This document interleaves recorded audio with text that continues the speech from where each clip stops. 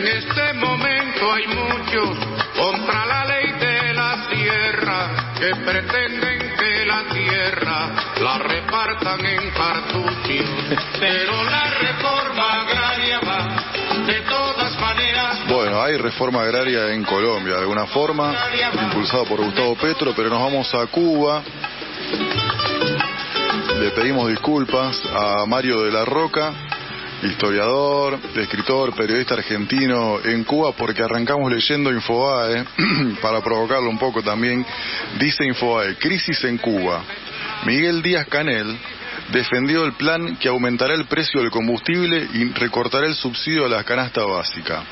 El régimen, dice Infobae, confirmó para 2024 uno de sus mayores planes de ajuste macroeconómico en décadas, que busca recortar los gastos estatales, elevando los precios subsidiados por el Estado. Perdón, Mario de la Roca, buenos días. Buenos días, ¿cómo está, Carlos? Un saludo al equipo y a la audiencia de la querida Radio Rebelde. Y ahí Infobae podríamos hacer una serie ya de ficción, porque es una nota cada 2 días con relatos. Esa frase famosa que quedó, que se repite mucho en Argentina: dato mata relato. Son muchos datos falsos, descontextuados. Lo que hay sí es un aumento de algunas cosas y un aumento salarial importante. Entre otras cosas, sería largo, pero entre otras cosas hay un aumento muy importante para los maestros, que en Cuba médicos y maestros siempre estuvieron relativamente rezagados por la gran cantidad que hay, producto de la revolución.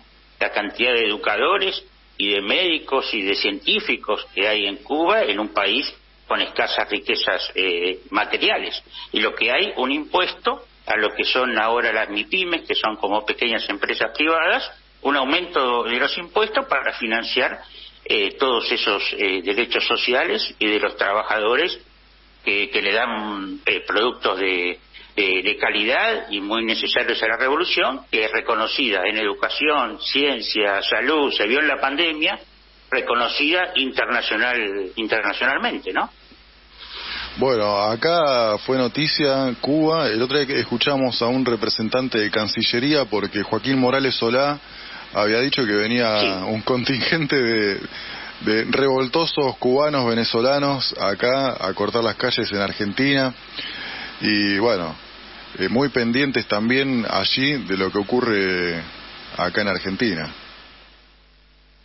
Sí, mirá, ahí, bueno, lo anterior y lo que viene, Carlos, todo se puede googlear en sitios, digamos, serios, como la BBC de Londres, El País de España, que no son diarios ni sitios ni portales de izquierda ni nada que se le parezca, digamos, en esto de dato mata relato.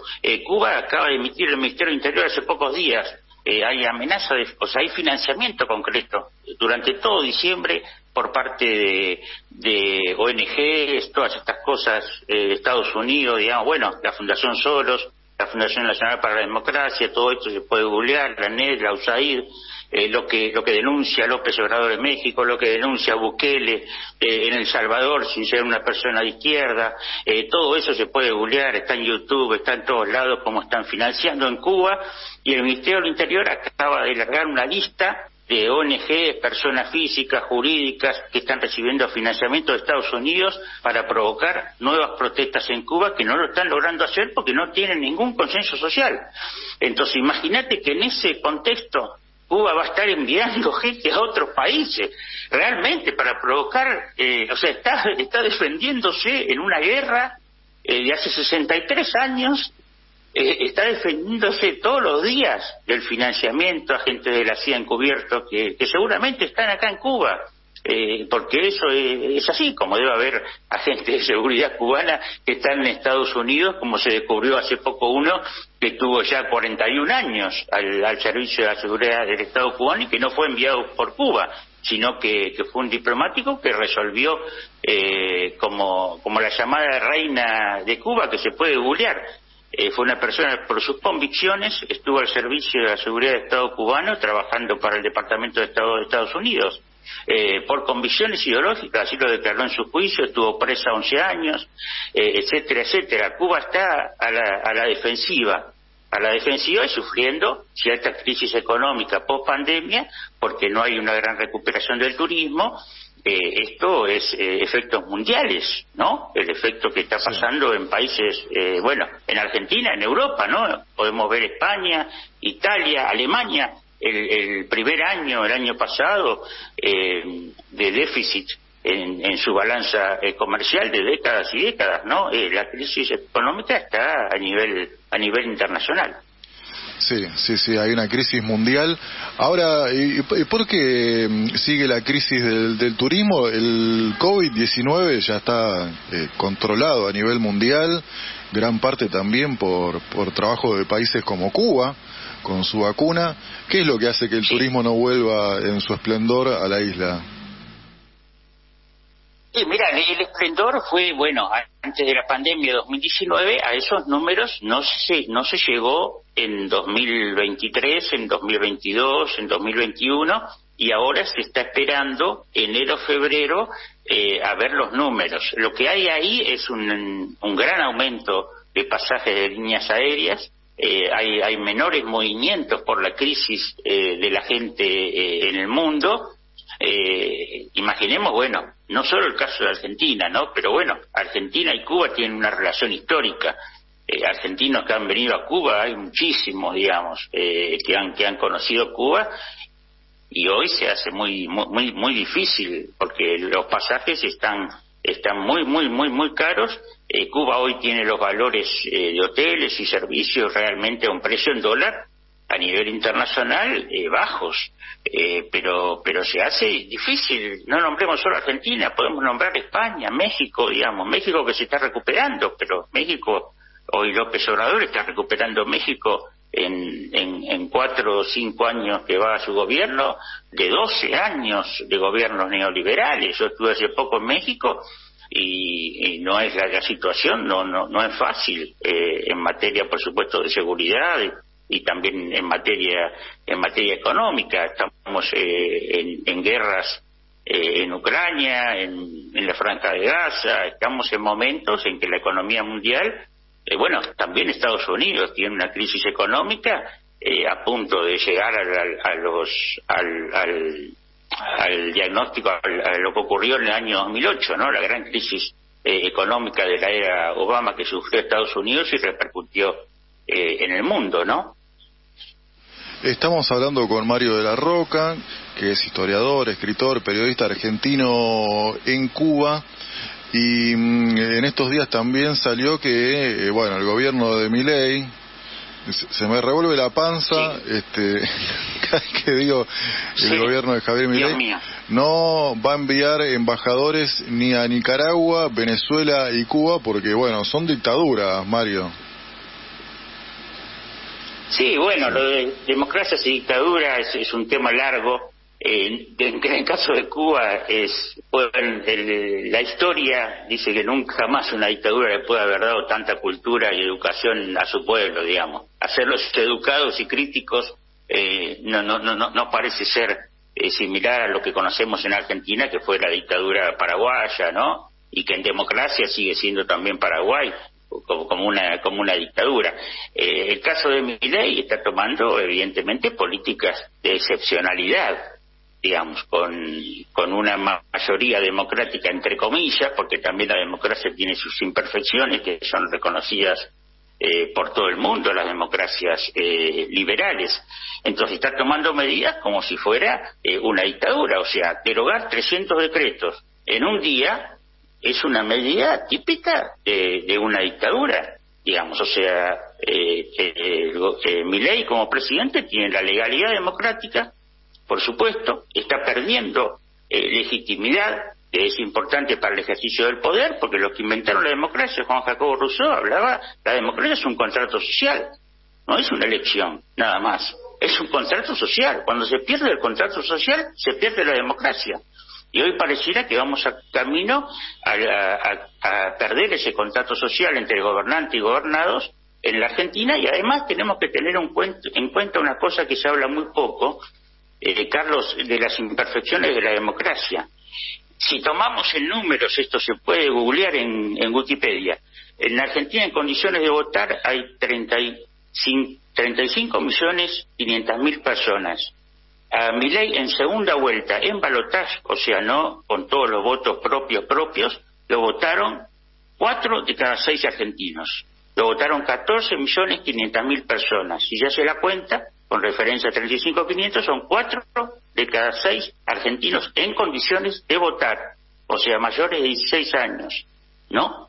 Entonces, ese es un dato muy importante a tener en cuenta cuando vemos la pérdida de legitimidad, y bueno, la podemos contrastar históricamente, yo soy historiador, la podemos contrastar históricamente con la legalidad democrática con la que llegó Néstor Kirchner al gobierno, con el 23% de los votos, y a los pocos meses ya tenía una aprobación del 60 y pico %. Y si vamos a Ecuador, el anterior gobierno de Guillermo Lasso ganó en un balotaje, y a los pocos meses ya la legitimidad, el apoyo de la gente era del 15-20%, y por eso terminó como terminó. Mario, para cerrar... Entonces... Sí. Sí, no, los embajadores es una excepcionalidad realmente. Acá se perjudica a la Argentina porque es la relación con Venezuela, uno de los mayores productores de petróleo del mundo, y en el caso de Cuba, Cuba tuvo las vacunas contra el COVID, que puede haber una nueva pandemia, hay un comercio internacional entre ambos países, hay un turismo argentino que viene a Cuba, Cuba también estaba durante el gobierno de Alberto Fernández, no sé cómo seguirá, en relaciones con Argentina para importar productos argentinos. O sea, el perjudicado aquí es el pueblo argentino, porque aquí los perjudicados no son los gobiernos, los perjudicados son los pueblos, ¿no? De una relación histórica, y que además los argentinos que vienen como turistas, los argentinos que vienen mucho a la Escuela Latinoamericana de Medicina, a la Escuela Internacional de Cine y Televisión que tiene Cuba, a la Escuela Nacional de Ballet de Alicia Alonso que tiene Cuba, donde estudió la expareja de Milei, un dato de color, para que lo googleen también. Claro, eso lo pueden googlear. Ella estudió en la Escuela Nacional de Ballet Alicia Alonso. Entonces, esos argentinos no tienen representación diplomática si aquí tienen algún problema. ¿Me explico? O sea, el embajador, además de una función importante que es tramitar toda una política de negocios entre ambos países, es un defensor de los derechos de los extranjeros, en este caso argentinos, que van a otros países. Entonces, eso hay que tomarlo en cuenta también. Entonces, se deja esa desprotección a muchísimos turistas argentinos que pueden sufrir aquí cualquier problema, como pueden sufrirlo en cualquier país del mundo, ¿no? Ha ocurrido en muchísimos casos. Y hablando de otros países del mundo, y quería cerrar con una noticia que es triste, pero te necesitamos para destacar la dimensión de esta figura, de esta persona.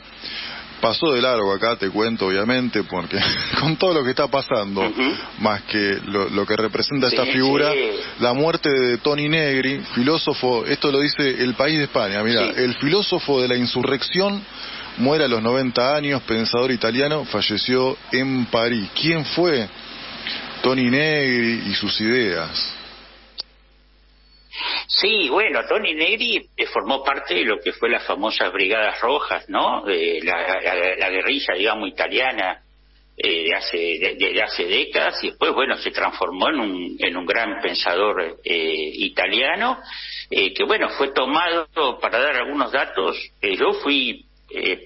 lo seguí hace mucho tiempo en mi trayecto de pensadores italianos, desde Maquiavelo, Antonio Gramsci, sobre los que dicté cursos, conferencias, digamos. O sea, Toni Negri siempre me interesó, seguí sus libros, Multitud, Imperio, que son libros a seguirlos. Es una insurrección que, bueno, yo soy crítico de ese tipo de insurrecciones desorganizadas, digamos, ¿no? Insurrecciones populares. Por de ahí sale el libro Multitud, digamos. Fue el teórico, de alguna manera, del zapatismo en México, que terminó realmente en un fracaso. Esta es la realidad. Y también recordemos que fue el teórico de mucha gente intelectual que iba a las asambleas del año 2001 en la Argentina, ¿no?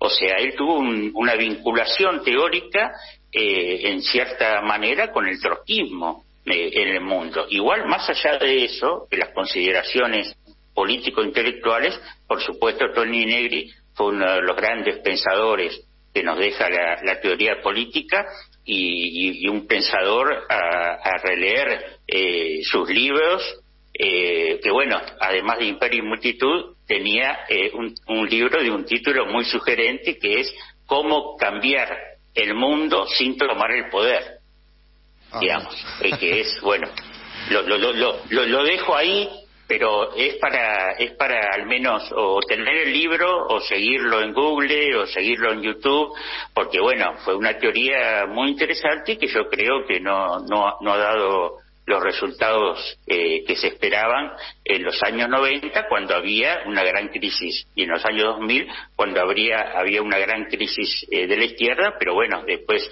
al comenzar el año 2000, surgió en Latinoamérica todo el progresismo que tanto le ha dado en esos tiempos, y bueno, ahora hay una segunda ola progresista, ¿no?, a partir de los gobiernos de López Obrador, de Gustavo Petro, Luis Arce en Bolivia, bueno, Venezuela, Cuba, que se siguen manteniendo, el caso de Lula en Brasil, bueno, toda una combinación de gobiernos progresistas, revolucionarios de distintos signos, de centroizquierda, izquierda, nacionales y populares, que bueno, le están dando una impronta importante al continente, más allá de los fenómenos de derechización, como es el caso de Milei en la Argentina, ¿no? Qué desgracia. Terminar así la nota, che. Pero bueno, Mario... Sí, perdón. No, perdón. Es la realidad. ¿Qué ahora te pido perdón, yo a vos. Pero bueno. Mario, muchísimas gracias. En el último panorama del año, hasta ahora, te queríamos tener con las novedades de la isla, con esta reseña de Toni Negri. Y te agradecemos, sí. Y bueno, te seguiremos molestando ya el año que viene. Sí, perfecto, siempre a disposición y bueno, siempre con fe y esperanza, ¿no? No es la primera vez que la Argentina nos da tragos amargos y nos ha dado tragos hermosos, reconfortantes en muchos momentos de su historia. Te agradezco a vos, Carlos, y un saludo grande a la audiencia de la radio y hasta otra oportunidad. Un abrazo grande. Abrazo grande. Hablábamos con Mario de la Roca, historiador, escritor, periodista argentino en Cuba.